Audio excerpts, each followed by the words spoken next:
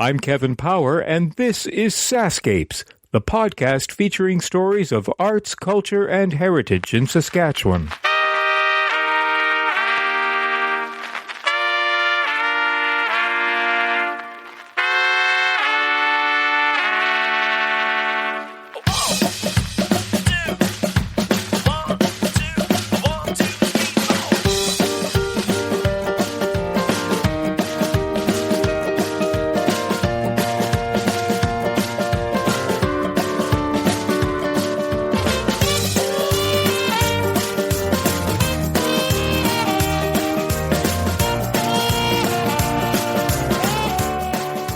Welcome to episode 84 of SaskScapes. This episode is sponsored by SaskCulture. To learn more about SaskCulture, visit saskculture.ca and iheartculture.ca. And as always, many thanks to the tremendous support from the Saskatchewan Lotteries Trust Fund for Sport, Culture, and Recreation. Okay, ask yourself this: how am I involved in my community? Volunteerism, boards, city councils, nonprofits, the arts, those are just some of the ways we find ourselves participating. Now imagine what it must be like for a newcomer arriving in Saskatchewan from, say, Syria, Ethiopia, the Philippines, so many more countries. The challenge of perhaps learning a new language, adapting to a new climate, especially winter, and geography, well, the basics of establishing oneself in ways that many of us take for granted. It must be overwhelming at times. That's where organizations like newcomers centers, multicultural councils, open door societies, and many others play an important role. Involve. That's an acronym for integrating newcomers with volunteer opportunities to add leadership through education. That's the initiative, which began with the combined efforts of the Multicultural Council of Saskatchewan, SaskCulture, the Regina Open Door Society, and is partnered with the Saskatchewan Association of Immigrant Settlements and Integration Agencies. The facilitator training program readies selected participants from local community organizations to integrate Involve. In turn, their newcomers have opportunities where they can begin to contribute to their communities and have their voices heard. My guests are members from MCoS, that's the Multicultural Council of Saskatchewan, SaskCulture, RODS, that's the Regina Open Door Society, and the City of Yorkton, with whom I spoke over a period of a week in various surroundings, some in person at conferences and others by telephone. So that's why the sound is always slightly different with every conversation. But in all cases, you'll hear about the exciting impact Involve is having and will continue to have in Saskatchewan. I'm standing in a very busy room with Rhonda Rosenberg, the Executive Director of MCoS, and Paul Gingras with SaskCulture. Hello to both of you. Finally, we get to meet face-to-face, and we're talking about Involve. So, Rhonda, I'll bring you up first and tell me what it is you want to say about it. So when we piloted Involve in Regina with SaskCulture and Regina Open Door Society, the intention always was that this was something that we wanted to roll out across the province. And so we, with the Saskatchewan Association for Immigrant Settlement and Integration Agencies, we put it out to other settlement organizations to say, do you want to do this? Like, is this something you'd like to do? We can help. And they pretty much said, we're really busy. We don't have a lot of capacity right now to just take this on. And so we thought, okay, let's step it back a little bit and think about how we can help support their capacity so that they can offer Involve to newcomers, to Indigenous people, to established Canadians who have not been involved in volunteering in a leadership capacity before. And one of the ways that we did that was we worked with the Southeast Newcomer Services and contracted with Heather Rittenberg to facilitate Involve in Weyburn. And they were able to work with about 14 new volunteers and go through the Involve training, a little bit of a compressed version of the Involve training. And we were then able, through our Canada 150 project on welcoming and inclusive communities, which has a focus on facilitator training to train 25 new facilitators for Involve, and they really came from across the province. So we have people from about, well, without looking at the paper, I would say probably at least 8 different communities who have gone through Involve training. And we know that both Saskatoon Open Door Society and a partnership of groups in Yorkton are in the midst of planning to actually offer Involve in the near future. Talk to me. Weyburn's come up a couple of times. Talk to me about where they're at. So Involve was offered there, and I know both Paul and I have been talking to Southeast Newcomer Services serves the southeast corner of the province and both of the cities of Weyburn and Estevan.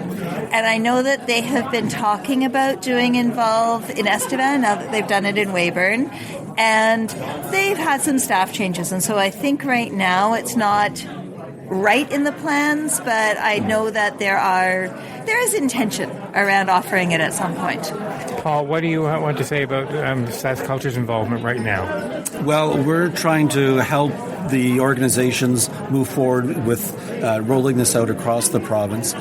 Part of what I think we've realized is that there needs to be a second element where we're working with the organizations that these newly trained volunteers can move into. Yeah. And so there's almost a dual role that we haven't quite got. I think Lisa Washington in Yorkton has realized that, and she's actually started that, working with the voluntary organizations to get them ready to be accepting. And so we've got to do that part as well. And we actually, in working with Lisa, because Lisa did not just the Involve training, but our intercultural facilitator training last February here in Saskatoon, that she used elements from the, the modules that we created for the intercultural facilitator training that we offer as education broadly across the province, that we're going to be able to just kind of pick things from those modules to create the orientation for the welcoming organizations bringing in the new volunteers. And so another element that we're just embarking on is one of our staff people, Dominga Robinson, is looking at using this Involve program with Indigenous youth and older people as well, but training them in ways that they can work on cultural organizations as well, both Indigenous and non-Indigenous. So we're just embarking on that, and I think the dual role of training volunteers as well as helping organizations be ready for accepting these volunteers is something we're doing right from the beginning. So Youth Involve in Regina is a new program that Regina Open Door Society was able to contract with us to design and deliver a program for teens. And we're doing it in the context, this is really exciting to me, we're doing it in the context of the Youth Bridges program, which is a program that brings together Indigenous teenagers with newcomer teenagers.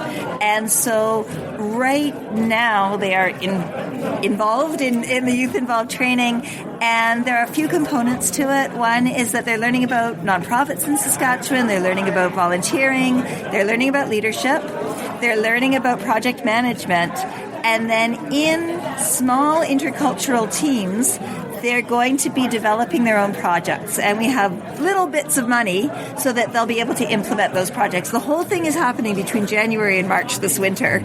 And so it's an intense program, but I'm really excited about it because it's really looking to the future and really helping young people build intercultural skills, build volunteering skills, understand that they have a role as leaders in their communities now and in the future. It takes a lot of work to get these things off the ground. I realize that, and there's all the nuts and bolts of the business side of things. But personally, how has this affected you to know that you're able to bring the community together in this unique way? This is really about integration. This is what real integration of people into their communities looks like. And so what it means is that when we have diverse people making decisions in many kinds of organizations, that it means that those organizations are going to serve more people way better than they're doing right now. They're going to serve everybody in their communities. It means that the kinds of discussions and decisions that are made around those board tables or committee tables are going to be richer for the diverse cultural perspectives that people are bringing to the table.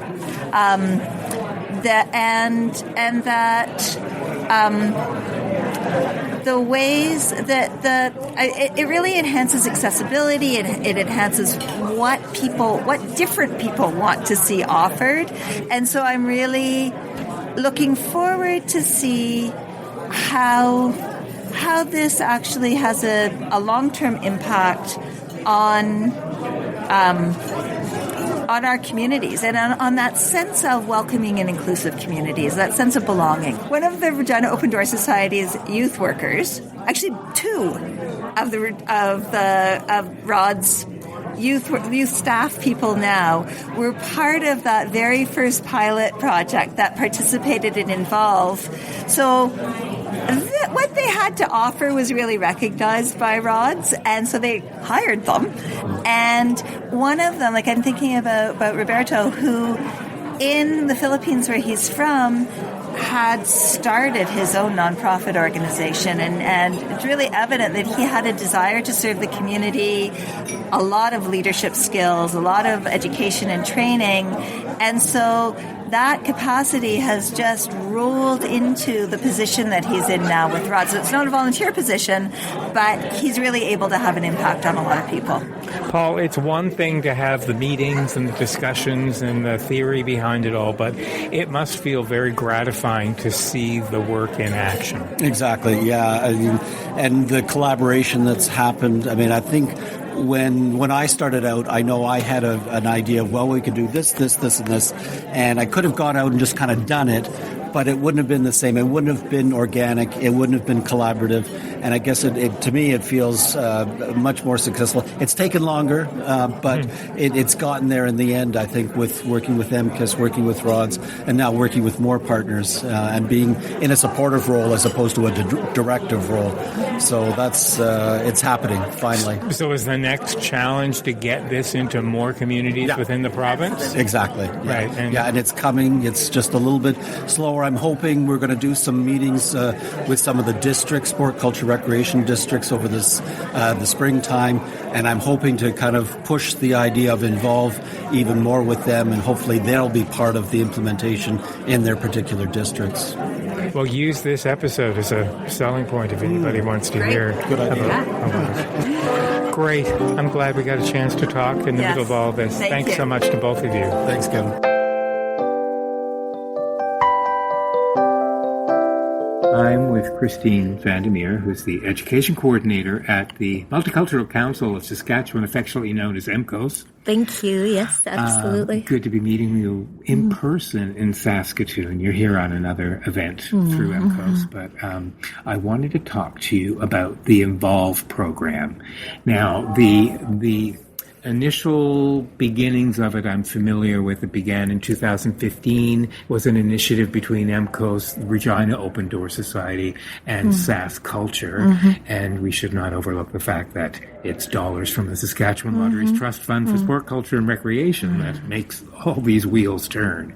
And so the Open Door Society really was the impetus to begin this program. Is that right? They were sort of the launching pad. Yes, absolutely. It's any educational program. You can plan it. You can absolutely every little bit of it. You can set it out on paper, and even the best and the most experienced educational coordinators or programmers or teachers, people with a lot of knowledge, you do not know how it's going to go until you start it. So Regina Open Door Society was very good to pilot the program.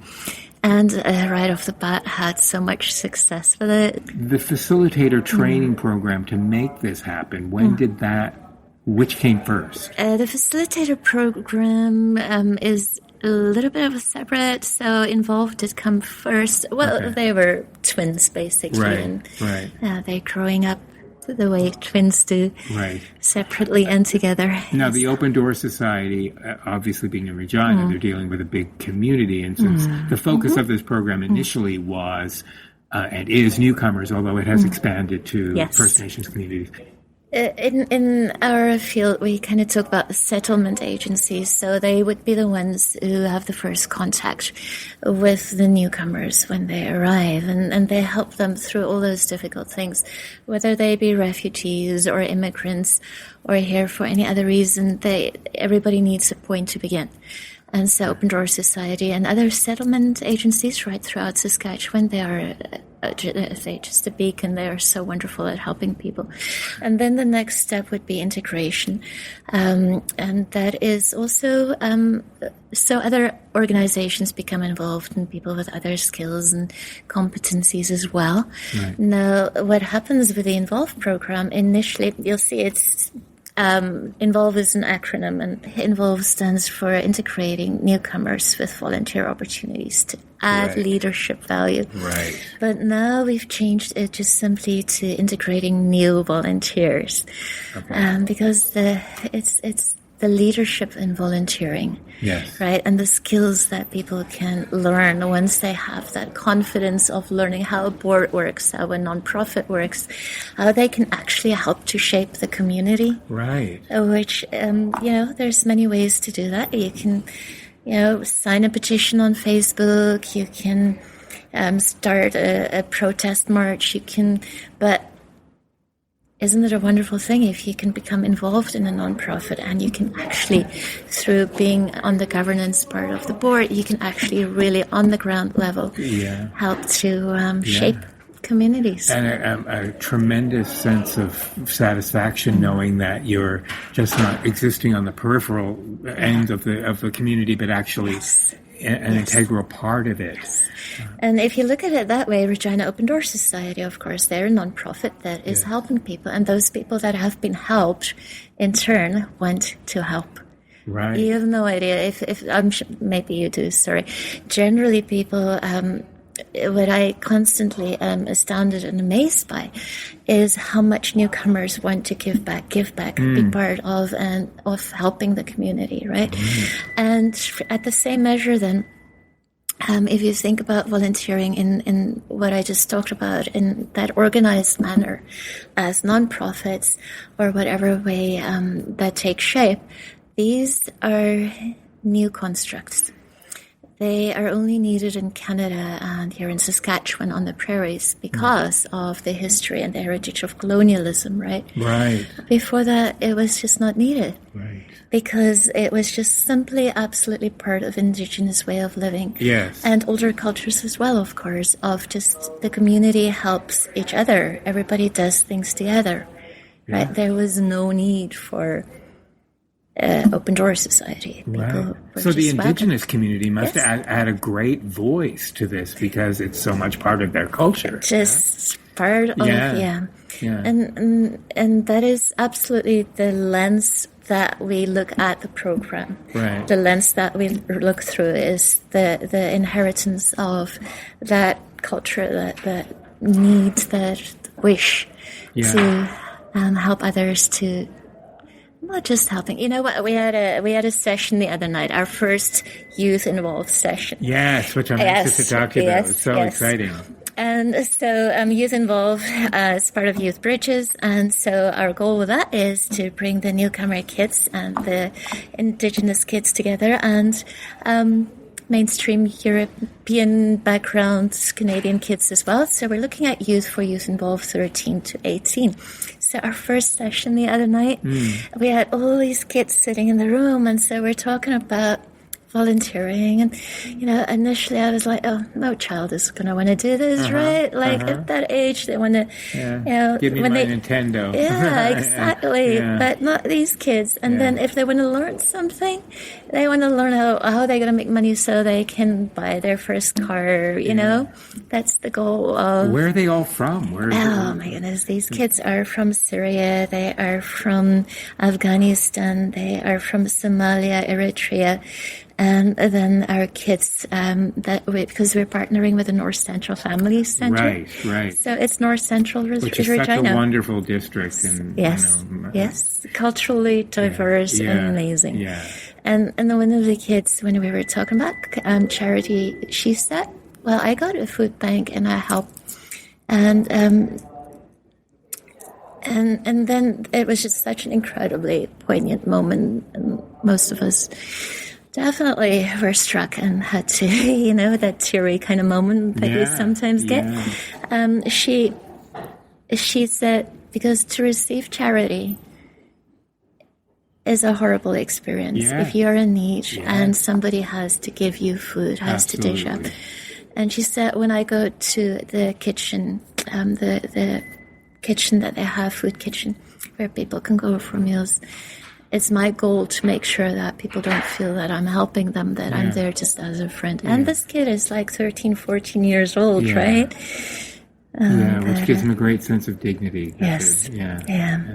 Wow. And so how did SaskCulture get involved with this? Oh, SaskCulture, they were part of it right from the very beginning. It was part of, actually before my time, but they were part of the dreaming part of it still. Right. Was the Canada 150 part of the impetus? That helped with some of the funding, I believe, Right. So Canada 150 also helps with our facilitator, the funding that we got from that. Yeah. With the facilitator training, our programs, we want to build capacity. Right. It's one thing if we do a program, but if we can teach other people to do the programs or just help them, because most people are so skilled already. Yeah.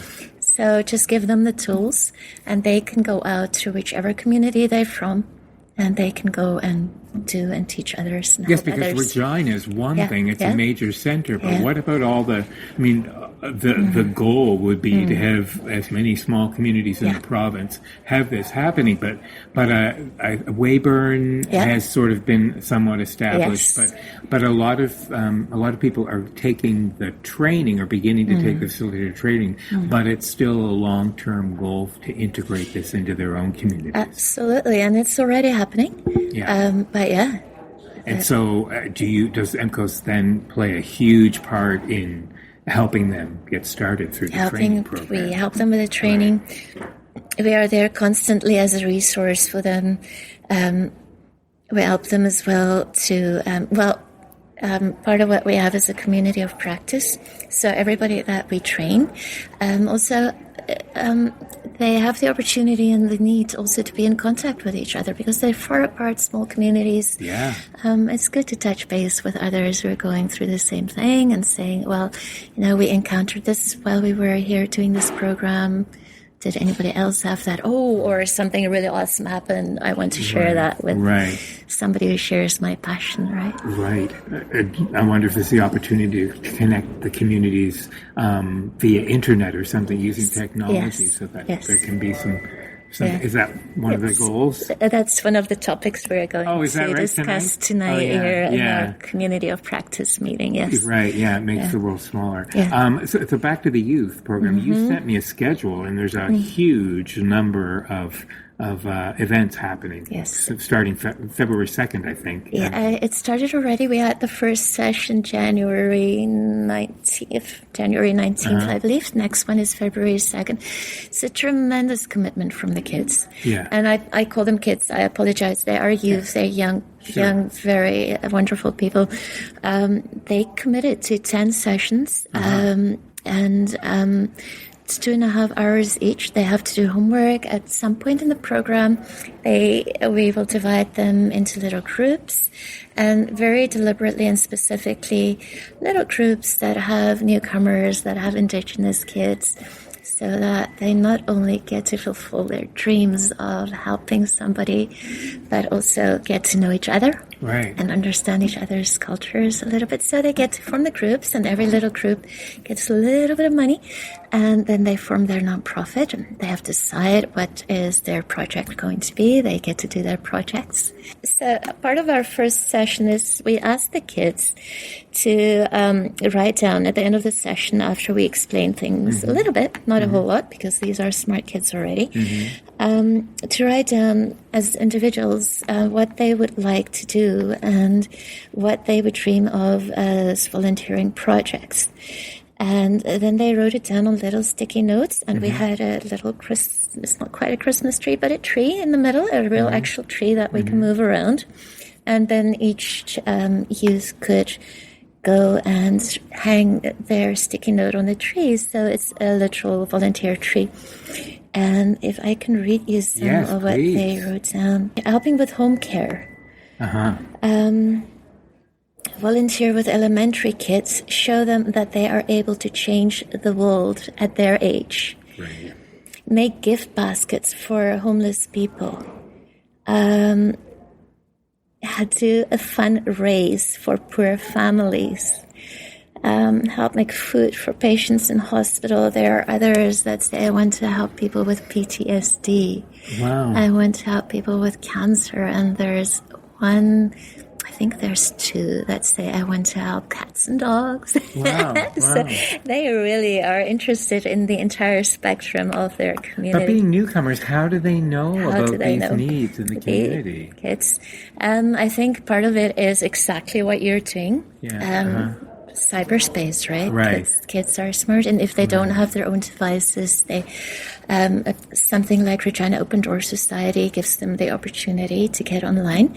So does North Central Family Center, and they also access the library in Regina. We've got wonderful library services as well. So right. So will there be ultimately two programs in the community, the involved and then the youth involved? Yes, absolutely. Right. Yeah. And is there a crossover at any point? Yes, absolutely. So we started already. Some of the adult graduates from the Adult Involved program are volunteering to help the kids in the youth program. Are some of them parents of the youth? They're not even parents. Wow. They're just different people who have, and once they've graduated from Adult Involved, then they want to start doing the things. Part of it is, of course, they will also have their budget that they will have to manage, right?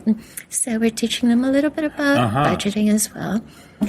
Or they're teaching themselves to a large So they're degree, given their own budget? They're given a budget. Wow. Yes. Wow, that's great. So many skills that I hope they'll just somehow just, I just see them just developing into these very skilled people. And a tremendous sense of self-esteem. Yeah. Oh. Yeah. And you continue to get support from SaskCulture? Yes. Oh, very much. Absolutely. Yeah. I don't, the program wouldn't exist without them, right? Right. Yeah. That's great. It's so good to talk with you. Thank you for telling me a little bit about your part in this. Thanks, I Christine. appreciate those words. Thank you. My pleasure. Thank you. Getachew, thank you for joining me all the way in from Regina, and we're speaking via the telephone. And I wanted to talk to you because I know that you have played an integral part of the launch of the Involve program that MCoS offered. Is this something that do you work with them quite often? Well, this was I think this was actually a discussion myself and Rhonda Rosenberg, who is a Saskatchewan Multicultural Council, were having for a long time, but we didn't have the budget or the time to do, because we always knew that there needs to be some kind of a leadership program that connects newcomers with the community through opportunities like volunteering opportunities, and then also giving some kind of education to newcomers about volunteerism. What does it mean? What's the benefit of volunteering? How does it help newcomers? And all those kind of things that we need. So eventually we got together and we start designing the program, and we all contributed funding, and we also get support from SaskCulture for that. And then we started the project together.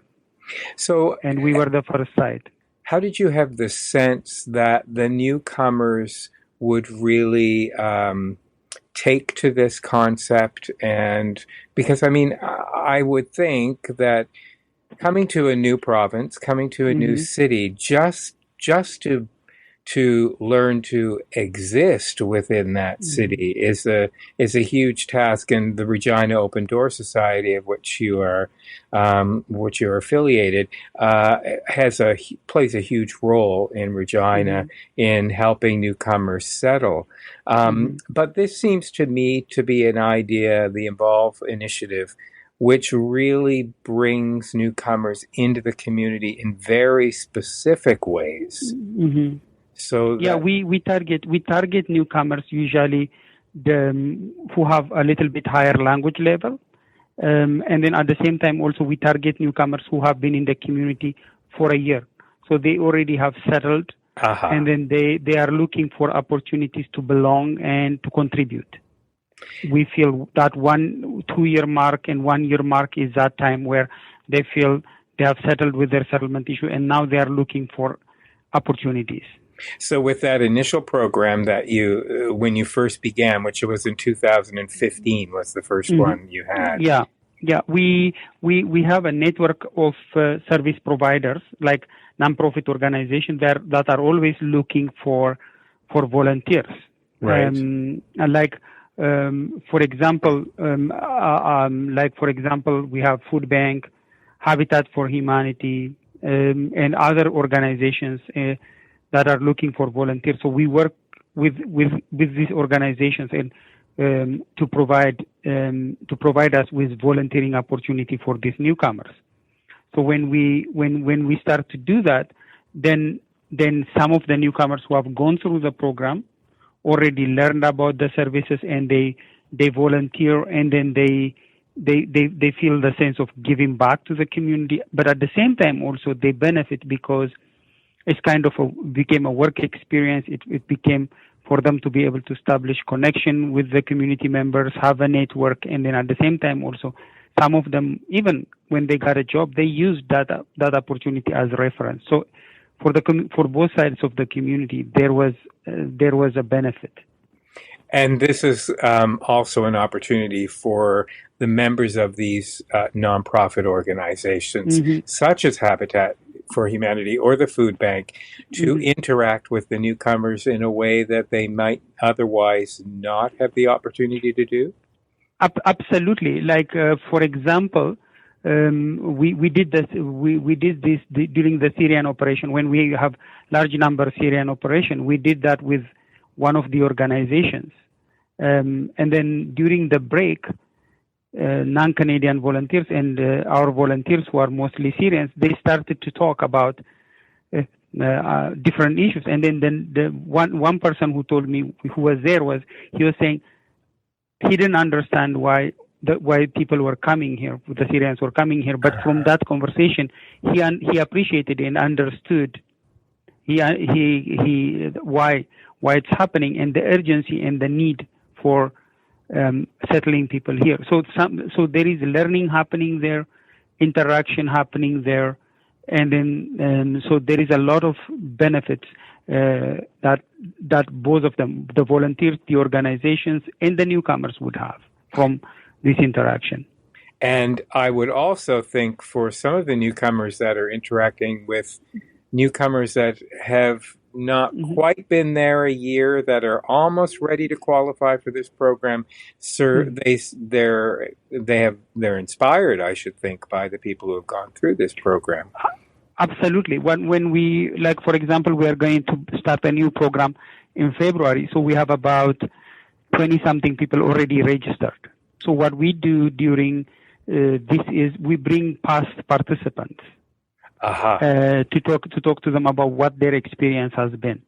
We right now we have 20 participants.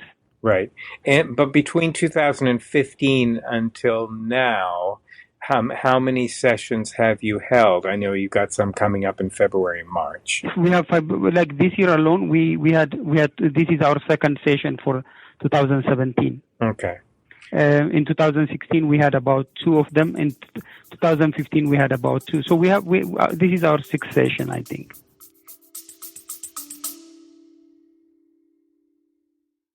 Hey, it's Kevin.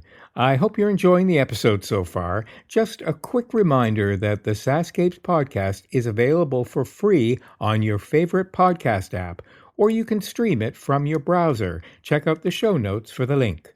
On the SaskScapes homepage, you'll notice something new under the logo called SaskScapes Plus. You can't miss it. There's a big button saying support with a heart icon next to it. I'd love it if you could click on that button and help keep this podcast series going. When SaskScapes launched in May 2014, it was the first podcast in the province celebrating arts, culture, and heritage. In fact, you'd have been pretty hard-pressed to find any Saskatchewan podcasts. So I'd like to think that we paved the way. It's been because of your support that this podcast is now in its 9th year. Okay, that's it. Enjoy the rest of the episode.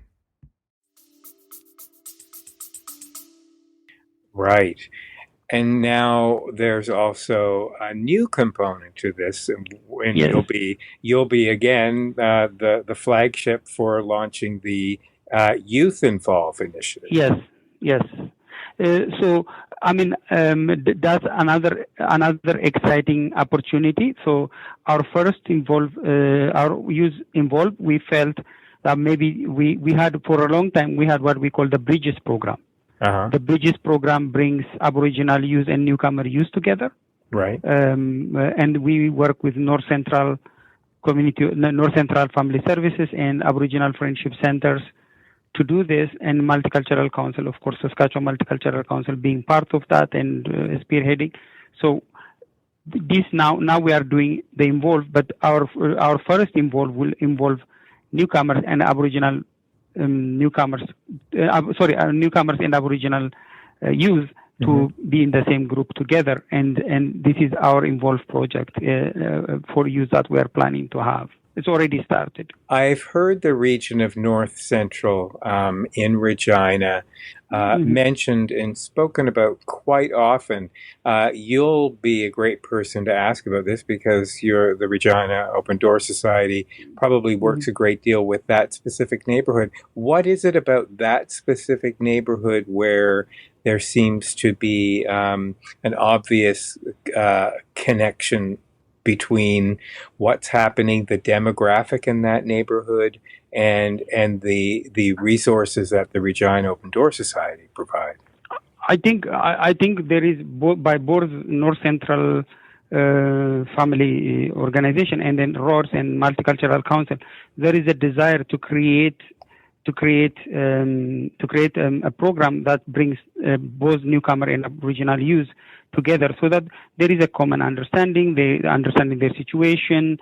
Newcomers learning from the Aboriginal youth, the Aboriginal people understanding the newcomers, and then learning from them, so that we can create that kind of relationship. So I don't think it's more of the area. I think it's more of the organization's desire to do this. That's my view anyway. Right. Yes, most of the youth coming to Aboriginal youth coming from to the program live in North Central area, but for the newcomers, that's not necessarily the case. Some of them do live in North Central, but others live in different areas.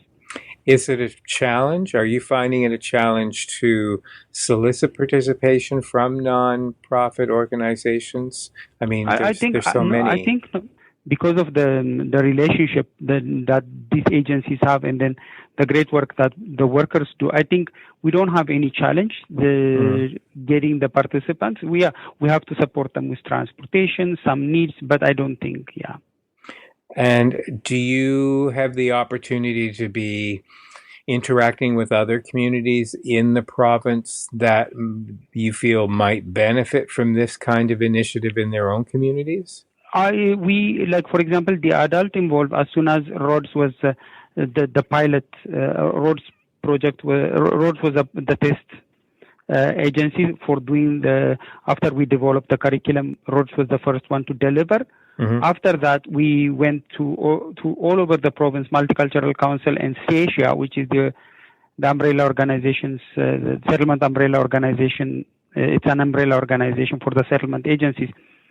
Went across the province, and then they started implementing Involve in different centers, like Weyburn. Weyburn. I know. I don't know if Esteban is doing it, but there are some centers that are. Prince Albert is doing some some sort of work as well. So they did a train the trainer. So there is a lot of work that went into it to promote, to get the program started in other areas. We are also I would also not be surprised if we do the same thing with the involved use. I'm sure. Yes. Do you have a rough estimate of how many newcomers are coming into Regina on a yearly basis? Oh, Regina. They say, this is an estimate, all newcomers probably about 6,000. They say roughly it's 30% Regina and Saskatoon, and then the remaining is rural, which is very, very exciting. The people that you've encountered who have gone through the Involve program, the newcomers, where are they originally from? Do you find? A very mixed group. Some are refugees coming from Ethiopia, Eritrea, and some are Saskatchewan, those who arrive under the Saskatchewan nominee program. We have Pakistan, India, Bangladesh. We have also other immigrants that arrived from Africa, Nigeria, and it's a very, very mixed group. Where are you from originally? I'm from Ethiopia, actually. And how long have you been in Regina? In Regina, 32 years. Can you remember 30 years ago what it was like to show up in such a vastly different country? Right now, we have a lot of settlement services. The public is aware about the needs of newcomers. So it's a little bit different environment than when I came first. We didn't have a lot of people, newcomers, so it was shock for me at the time. Yeah, there were Open Door was around, but right now we have a lot of other service providers. Yeah, I can't imagine what it must be like to relocate to such a completely different country and culture. It must be sometimes a bit frightening to figure out how you'll become. It definitely is. You need support. You need a lot of support from the community, and you need a lot of services. When I came in, for example, the language classes were very limited, and there was no employment services at the time of my arrival until it started 2 years after. You mentioned that SaskCulture has partnered with this, and we're so grateful to have SaskCulture in the province. They touch so many organizations. Do you have the opportunity to interact directly with them through the Involve program? Absolutely. We were at the table. They really asked us, Paul and Dean. They really sat down with us. They asked us about what we needed, and they really tried to accommodate the needs, and we were at the planning table from the beginning to an end. Even though they funded it, they really sought our input as to how this would work, and of other service providers as well. And of course, none of that funding would be happening were it not for the Saskatchewan Lotteries Trust Fund for Sport, Culture, and Recreation. Absolutely. We appreciate those who buy lottery, and I buy myself. So it wouldn't happen. But believe me or not, though, it's really supports a lot of newcomers and the community. So very important. Even if you don't win the lottery, you've won in a way because your purchasing of the tickets has contributed to providing funding for these opportunities. Absolutely, yes. Right. Well, I appreciate hearing how you've come to be involved in this. Do you plan on? I know that February, March, you have sessions coming up, but how many sessions do you plan on holding throughout the year? Will this be a monthly thing? We are going to. I'm thinking right now. I still have to talk to my director, but I think we are going to expand. Involve. In the last few years, we held, due to staffing, we held one or two sessions, but now I think newcomers are asking for it. It's something that we need to continue providing. So maybe every quarter, I'm thinking. Mm-hmm. That's wonderful. Thank you so much for taking the time to talk to me. I know you've got to rush off to a meeting in a few minutes. Thank you very much for the opportunity. And I hope that all goes well with the Youth Involved program when that launches. We'll invite you Yes. one time when maybe you will talk to the participants. Let me know whenever you are available. I would love to do that. Thanks so much. Enjoy the rest of your day. Thank you very much. Bye-bye. Bye-bye. Well, she kept her promise.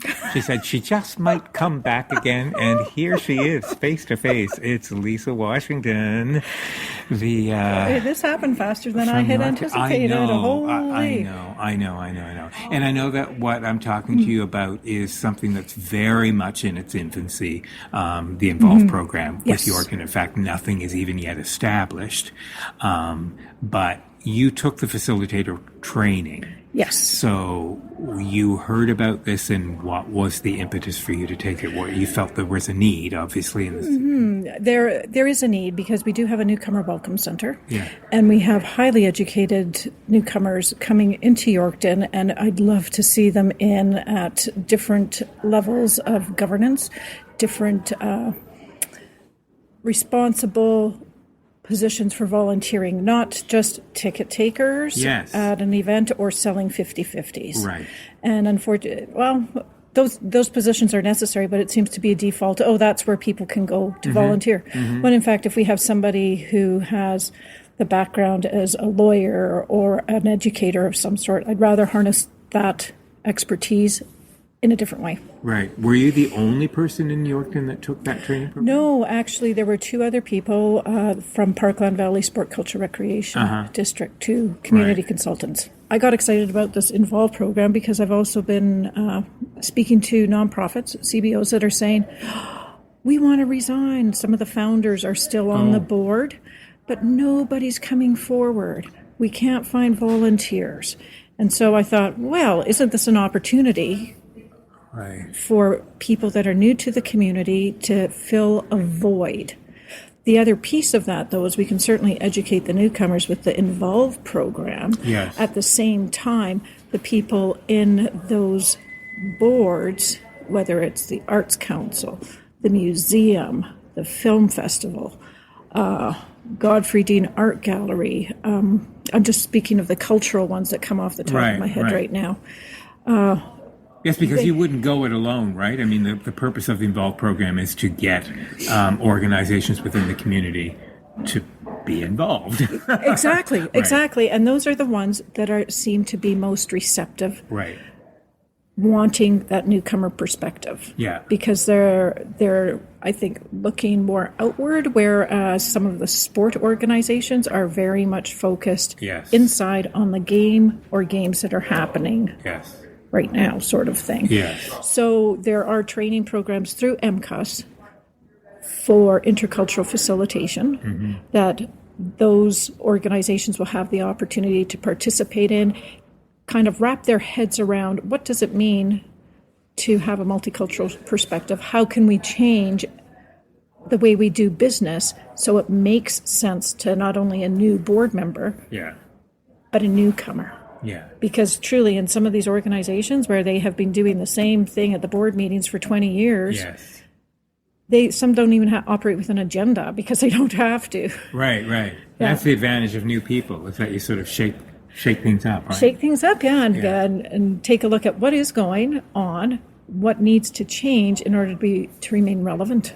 Right. Is the other piece, Right. Now, we just did a podcast about the Mural Mosaic program. Even though that wasn't part of this Involve program, it was, in fact, an opportunity to bring a lot of newcomers into the community together, Yes, And I've had such tremendous feedback with people saying, I might not be here in 5 years, but a piece of me is. Oh, that's so great. Yeah. That's the whole purpose of it, right? Yeah. Right. So your long-range plan, within you would hope to get this established within like a 3-year plan, a 5-year plan? I think a 3-year. A 3-year. Once the Newcomer Welcome Center gets their feet under them and can actually start looking, maybe paying a bit more attention to not just getting going, but where else can they expand to? Right. And for Involve, I think they would also have some ideas of which newcomers or which newcomer family members might be interested and do some shoulder tapping. Right. So then we can get a group of going for involve, and then in tandem also run some other workshops for some of the CBOs. Right. And then almost do sort of like a fair, like not an education fair, like a career fair. Yeah, sure. But a volunteer fair. Yeah, that's a great idea. Yeah. You've got your work cut out for you. I do. Now, MCoS is benefiting greatly from the assistance from SaskCulture. Are they involved with the City of Yorkton in any capacity right now around this? Are they being of assistance other than funding, of course? Paul Ginger is a great resource person. Absolutely. Right. And there again, pointing me in the direction of any other supports I need. Same with Dennis Garrick. Yes. Yeah. They're just two real go-getters. Yeah, which is great. Yeah. And Dennis is from Yorkton. Well, he worked in Yorkton at one point before the city. That's right. Yeah. So he kind of knows what I'm working in. Right. So it's great to have that piece too. Well, I'll tell you what, let's make a deal. Let's bring you back for the fourth time, but it'll be 3 years from now, and we'll check in to see how things have become. You have a very, very important title in the SaskScapes podcast series. Oh, my heavens. No one 3 times. Good to see you again. Good to see you. Hey, thanks for listening. Music for SaskScapes is provided by Saskatchewan-born singer-songwriter Jeffrey Straker. SaskScapes can be downloaded from iTunes, Google Play, the SaskScapes app for Android devices, and all of the other major podcasting apps. Stop by and say hi to us on Facebook or follow us on Twitter @SaskScapes. I'd really appreciate it if you stop by iTunes and give us a review or star rating. That boosts the podcast series in the rankings, and more people get to hear your stories. Now, if you know an individual, a group, a town that has a story to tell, I'd love to hear from you. Contact me and I'll let you know what's involved in sponsoring your own episode of SaskScapes. There's no shortage of stories to be told here under the land of the living skies, so until next time...